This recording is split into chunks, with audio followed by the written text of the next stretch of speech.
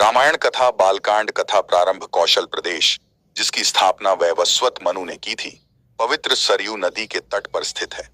सुंदर एवं समृद्ध अयोध्या नगरी इस प्रदेश की राजधानी है। वैवस्वत मनु के वंश में अनेक शूरवीर, पराक्रमी, प्रतिभाशाली तथा यशस्वी राजा हुए, जिनमें से राजा दशरथ भी एक थे। राजा दशरथ वेदों के मर्मज्ञ, धर्मप्राण, दयालु, रणकुशल और प्रजापालक थे। उनके राज्य में प्रजा कष्ट रहित, सत्यनिष्ठ एवं ईश्वर भक्त थी। उनके राज्य में किसी का किसी के भी प्रति द्वेष भाव का सर्वथा अभाव था। एक दिन दर्पण में अपने कृष्ण वर्ण केशों के मध्य एक श्वेत रंग के केश को देखकर महाराज दशरथ विचार करने लगे कि अब मेरे यौवन के दिनों का अंत निकट है और अब तक मैं निसंतान हूं। मेरा वंश आगे कैसे बढ़ेगा तथा किसी उत्तराधिकारी के अभाव में राज्य का क्या होगा। इस प्रकार विचार करके उन्होंने पुत्र प्राप्ति हेतु पुत्रयेष्ठ यज्ञ करने का संकल्प किया। अपने कुलगुरु वशिष्ठ जी को बुलाकर उन्होंने अपना मंतव्य बताया तथा यज्ञ के लिए उचित विधान बताने की प्रार्थना की। उनके विचारों को उचित तथा युक्ति युक्त जानकर गुरु वशिष्ठ जी बोले, हे राजन, पुत्रयेष्ठ यज्ञ करने से अवश्य ही आपकी मनोकामना पूर्ण होगी, ऐसा मेरा विश्वास है। अतः आप शीघ्रातिशीघ्र अश्वमेध यज्ञ करने तथा इसके लिए एक सुंदर श्यामकर्ण अश्व छोड़ डालने की व्यवस्था करें। गुरु वशिष्ठ की मंत्रणा के अनुसार शीघ्र ही महाराज दशरथ ने सरयू नदी के उत्तरी तट पर सुसज्जित एवं अत्यंत मनोरम यज्ञशाला का निर्माण करवाया तथा मंत्रियों और सेवकों को सारी व्यवस्था करने की आज्ञा देकर महाराज दशरथ ने रनिवास में जाकर अपनी तीनों रानियों कौशल्या, कैकेयी और सुमित्रा को यह शुभ समाचार सुनाया। महाराज के वचनों को सुनकर सभी रानियां प्रसन्न हो गईं। श्री राम का जन्म मंत्रिगणों तथा सेवकों ने महाराज की आज्ञा अनुसार श्यामकर्ण घोद्धा चतुरंगिनी सेना के साथ छुड़वा दिया। महाराज दशरथ ने देश देशांतर के मनस्वी, तपस्वी, विद्वान आशी मुनियों तथा वेद विज्ञ प्रकांड पंडितों को यज्ञ संपन्न कराने के लिए बुलावा भेज दिया। निश्चित समय आने पर समस्त अभ्यागतों के साथ महाराज दशरथ अपने गुरु वशिष्ठ जी तथा अपने परम मित्र अंग देश के अधिपति लोभपाद के जामाता रंग अर्शी को लेकर यज्ञ मंडप में पधारे। इस प्रकार महान यज्ञ का विधिवत शुभारंभ किया गया। संपूर्ण वातावरण वेदों की अर्चाओं के उच्च स्वर में पाठ से गूंजने तथा समिधा की सुगंध से महकने लगा।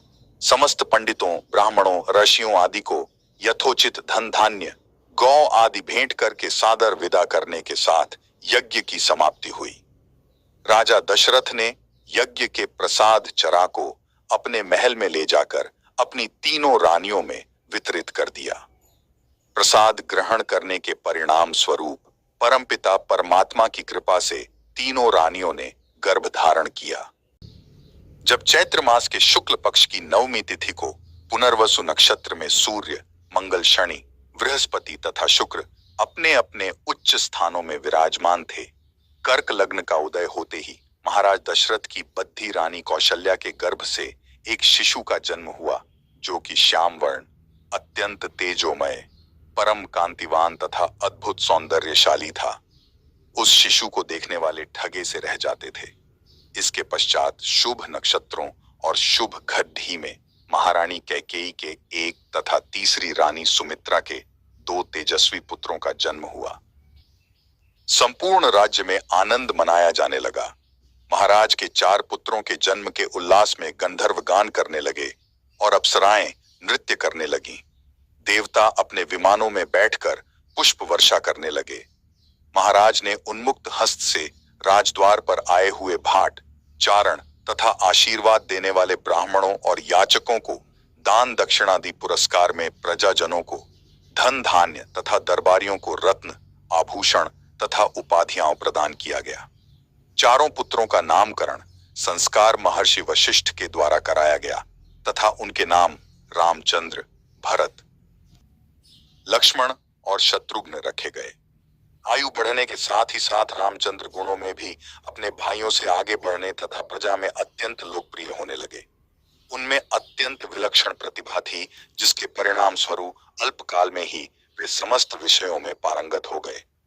उन्हें सभी प्रकार के अस्त्र शस्त्रों को चलाने तथा हाथी, घोड़े एवं सभी प्रकार के वाहनों की सवारी में उन्हें असाधारण निपुणता प्राप्त हो गई।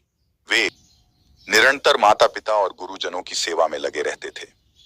उनका अनुसरण शेष 3 भाई भी करते थे। गुरुजनों के प्रति जितनी श्रद्धा भक्ति इन चारों भाइयों में थी, उतना ही उनमें परस्पर प्रेम और सौहार्द भी था। महाराज दशरथ का हृदय अपने चारों पुत्रों को देखकर गर्व और आनंद से भर उठता था। विश्वामित्र का आगमन अयोध्यापति महाराज दशरथ के दरबार में यथोचित आसन पर गुरु वशिष्ठ, मंत्रीगण और दरबारीगण बैठे थे। अयोध्या नरेश ने गुरु वशिष्ठ से कहा, हे गुरुदेव, जीवन तो क्षणभंगुर है और मैं वृद्धावस्था की ओर अग्रसर होते जा रहा हूं। राम, भरत, लक्ष्मण और शत्रुघ्न चारों ही राजकुमार अब वयस्क भी हो चुके हैं। मेरी इच्छा है कि इस शरीर को त्यागने के पहले राजकुमारों का विवाह देख लूं। अतः आपसे निवेदन है कि इन राजकुमारों के लिए योग्य कन्याओं की खोज करवाएं। महाराज दशरथ की बात पूरी होते ही द्वारपाल ने आर्ष विश्वामित्र के आगमन की सूचना दी। स्वयं राजा दशरथ ने द्वार तक जाकर विश्वामित्र की अभ्यर्थना की और आदर पूर्वक उन्हें दरबार के अंदर ले आए तथा गुरु वशिष्ठ के पास ही आसन देकर उनका यथोचित सत्कार किया। कुशल क्षेम पूछने के पश्चात राजा दशरथ ने विनम्र वाणी में आर्ष्य विश्वामित्र से कहा, हे मुनिश्रेष्ठ, आपके दर्शन से मैं कृतार्थ हुआ तथा आपके चरणों की पवित्र धूलि से यह राज दरबार और संपूर्ण अयोध्यापुरी धन्य हो गई। अब कृपा करके आप अपने आने का प्रयोजन बताइए। किसी भी प्रकार की आपकी सेवा करके मैं स्वयं को अत्यंत भाग्यशाली समझूंगा। राजा के विनयपूर्ण वचनों को सुनकर मुनि विश्वामित्र बोले, हे राजन, आपने अपने कुल की मर्यादा के अनुरूप ही वचन कहे हैं। इक्ष्वाकु वंश के राजाओं की श्रद्धा भक्ति को ब्राह्मण और ऋषि मुनियों के प्रति सदैव ही रही है। मैं आपके पास एक विशेष प्रयोजन से आया हूं। समझिए कि कुछ मांगने के लिए आया हूं। यदि आप मुझे वांछित वस्तु देने का वचन दें तो मैं अपनी मांग आपके सामने प्रस्तुत करूं। आपके वचन न देने की दशा में मैं बिना कुछ मांगे ही वापस लौट जाऊंगा। महाराज दशरथ ने कहा, हे ब्रह्मर्षि, आपने संकोच अपनी मां रखे। संपूर्ण विश्व जानता है कि रघुकुल के राजाओं का वचन ही उनकी प्रतिज्ञा होती है। आप मांग तो मैं अपना शीश काट कर भी आपके चरणों में रख सकता हूं। उनके इन वचनों से आश्वस्त आर्ष विश्वामित्र बोले, राजन, मैं अपने आश्रम में एक यज्ञ कर रहा हूं। इस यज्ञ के पूर्णाहुति के समय मारीच और सुबाहु नाम के 2 राक्षस आकर रक्त, मांस आदि अपवित्र वस्तुएं यज्ञ वेदी में फेंक देते हैं। इस प्रकार यज्ञ पूर्ण नहीं हो पाता। ऐसा वे अनेक बार कर चुके हैं। मैं उन्हें अपने तेज से श्राप देकर नष्ट भी नहीं कर सकता, क्योंकि यज्ञ करते समय क्रोध करना वर्जित है। मैं जानता हूं कि आप मर्यादा का पालन करने वाले आर्ष्य मुनियों के हितैषी एवं प्रजावत्सल राजा हैं। मैं आपसे आपके ज्येष्ठ पुत्र राम को मांगने के लिए आया हूं, ताकि वह मेरे साथ जाकर राक्षसों से मेरे यज्ञ की रक्षा कर सके और मेरा यज्ञानुष्ठान निर्विघ्न पूरा हो सके। मुझे पता है कि राम आसानी के साथ उन दोनों का संहार कर सकते हैं। अतः केवल 10 दिनों के लिए राम को मुझे दे दीजिए। कार्य पूर्ण होते ही मैं उन्हें सकुशल आपके पास वापस पहुंचा दूंगा। विश्वामित्र की बात सुनकर राजा दशरथ को अत्यंत विषाद हुआ। ऐसा लगने लगा कि अभी वे मूर्छित हो जाएंगे। फिर स्वयं को संभालकर उन्होंने कहा, मुनिवर, राम अभी बालक है। राक्षसों का सामना करना उसके लिए संभव नहीं होगा। आपके यज्ञ की रक्षा करने के लिए मैं स्वयं ही जाने को तैयार हूं। विश्वामित्र बोले, राजन, आप तनिक भी संदेह न करें कि राम उनका सामना नहीं कर सकते। मैंने अपने योग बल से उनकी शक्तियों का अनुमान लगा लिया है। आप निःशंक होकर राम को मेरे साथ भेज दीजिए। इस पर राजा दशरथ ने उत्तर दिया, हे मुनिश्रेष्ठ, राम ने अभी तक किसी राक्षस के माया प्रपंचों को नहीं देखा है और उसे इस प्रकार के युद्ध का अनुभव भी नहीं है। जब से उसने जन्म लिया है, मैंने उसे अपनी आंखों के सामने से कभी ओझल भी होने नहीं दिया है। उसके वियोग से मेरे प्राण निकल जावेंगे। आपसे विनय है कि कृपा करके मुझे ससैन्य चलने की आज्ञा दें। पुत्र मोह से ग्रसित होकर राजा दशरथ को अपनी प्रतिज्ञा से विचलित होते देख आर्ष विश्वामित्र आवेश में आ गए। उन्होंने कहा, राजन, मैं नहीं जानता था कि रघुकुल में अब की परंपरा समाप्त हो गई है। यदि जानता होता तो मैं कदापि नहीं आता। लो, मैं अब चला जाता हूं। बात समाप्त होते होते उनका मुख क्रोध से लाल हो गया। विश्वामित्र को इस प्रकार क्रुद्ध होते देखकर दरबारी एवं मंत्रीगण भयभीत हो गए और किसी प्रकार के अनिष्ट की कल्पना से वे कांप उठे। गुरु वशिष्ठ ने राजा को समझाया, हे पुत्र के मोह में ग्रसित होकर रघुकुल की मर्यादा, प्रतिज्ञा पालन और सत्यनिष्ठा को कलंकित मत कीजिए। मैं आपको परामर्श देता हूं कि आप राम के बालक होने की बात को भूलकर एवं निःशंक होकर राम को मुनिराज के साथ भेज दीजिए। महामुनि अत्यंत विद्वान, नीति निपुण और अस्त्र शस्त्र के ज्ञाता हैं। मुनिवर के साथ जाने से राम का किसी प्रकार से भी अहित नहीं हो सकता, उल्टे वे इनके साथ रहकर शस्त्र और शास्त्र विद्याओं में अत्यधिक निपुण हो जाएंगे तथा उनका कल्याण ही होगा। गुरु वशिष्ठ के वचनों से आश्वस्त होकर राजा दशरथ ने राम को बुला भेजा। राम के साथ साथ लक्ष्मण भी वहां चले आए।